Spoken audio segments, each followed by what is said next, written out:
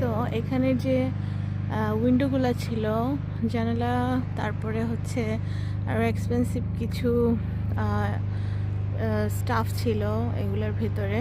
এগুলো সব আমি রাজার নামটা ভুলে গেছি, সেইগুলো বিক্রি করে দিয়েছিল জাস্ট ফর আর্নিং সাম মানি। সেই মূল্যবান জিনিসগুলো বিক্রি করে দিয়েছিল।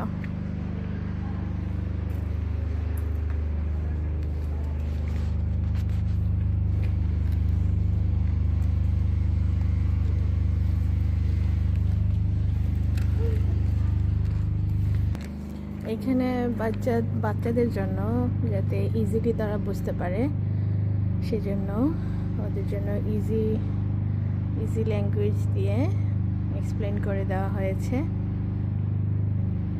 প্রথম দিকে এখানে অনেক ভিজিটররা আসতো, মানে টুরিস্টরা আসতো। তারপরে যখন স্টোনগুলা মানে ফলিং অফ শুরু হয়, পড়তে শুরু করে, তখন আস্তে আস্তে ওরা ক্লোজ করে দিয়েছিল। এই চার্চটা এতটাই ফ্রেজাইল যে এটা 1900 থেকে, মানে 1900 সেঞ্চুরি থেকে এটাকে মানে ফিক্স করা হচ্ছে, দেখতে পাচ্ছেন।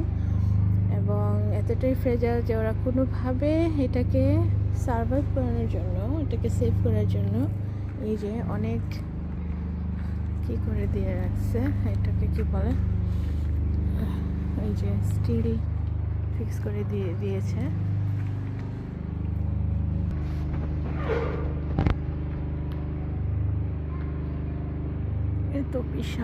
এত বিশাল এই জঙ্গলের ভিতরে কিভাবে যে বানিয়েছে, আমার খুবই জানতে ইচ্ছে করে যে এটা কিভাবে সম্ভব।